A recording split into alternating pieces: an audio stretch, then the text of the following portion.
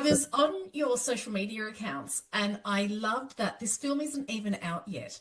And the fans, anytime you post anything about this film, the fans are going nuts and so excited that you're a part of it. I mean, Julia, you've already become a TikTok sensation with your voice of Silver Surfer. How does that feel for the two of you, knowing that there's such excitement and they haven't even seen it yet? Well, yeah, I mean, it's crazy because first of all, I don't even have a TikTok, so I don't even know how the format like looks like. And so my friends are texting me. They're like, "Look at this TikTok," and I can't even open it because I don't have the app. So I don't know. But it's great. They're responding. That's good. What about for you, Ralph? Yeah, I mean, it's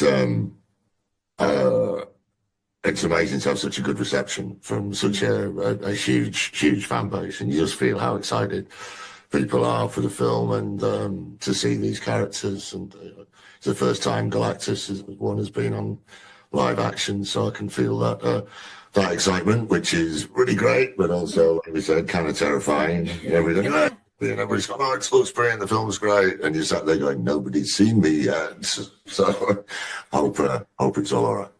There is this excitement and stuff, but what is it like for you guys, Julia? The night before you're about to go on, and then the first day you go to film on set. What is that like for you?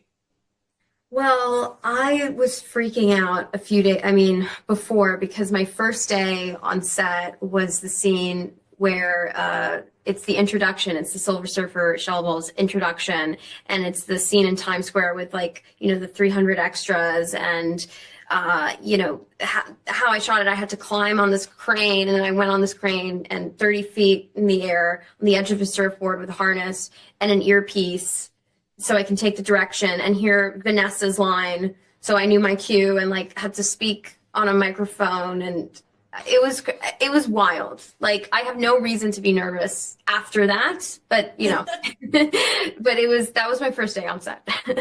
Ralph, a lot of people when they're in these movies say how cool it is to get to wear the superhero costume, but there's always something they're complaining about. For you, it was the heat. How did you combat the heat of that costume? Just with lots of help, to be honest, because there's no way around it. There's no way that you can put that amount of bulk on an actor and put lots of lights on them and them not be hot. It's one of those things you've got to accept that that's part of the job, and that's what you've got to deal with. But I'd say I felt like a Formula One driver. I'd have a whole pit crew around me all the time. So as soon as they said cut, I'd have probably a minute and a half between setups, because it's quite easy to reset the camera for just using one person. So that minute and a half, I'd have to get my breath back and just get ready for the next set of takes. So I'd sit down, put my hands up, and one person take one gauntlet off, another gauntlet, people take my helmet off, and two people with fans on there, and another person with an air conditioning unit pushing it up the back of my armour to keep this whole group of people would descend on me, step back to let me cool off. And then we'd wait and they go, "Yeah, we go again," then they put it all back on again, and then we go back and do it again. So it was the heat was incredible, but it was great fun. And we bonded as a team. All my pit crew.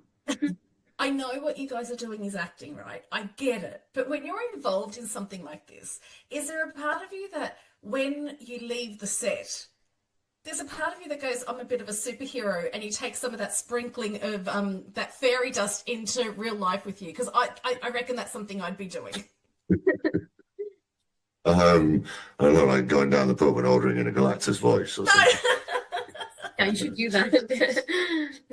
That'd be funny. Did the Galactus voice actually? That was Julia, did you feel empowered?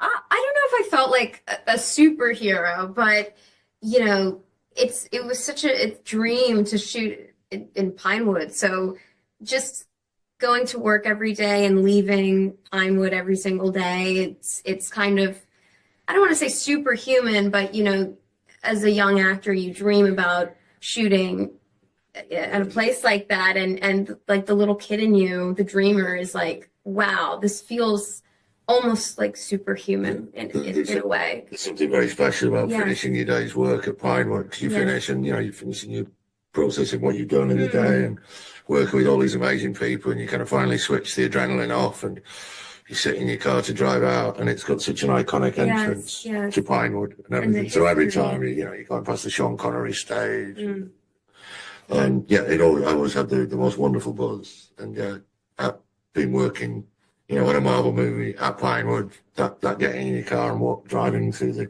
the gates of Pinewood at the end of the day always feels a little bit of a dream. Well, I hope you two get to do it again. Thank you so much for taking the time to chat to me. Thank you.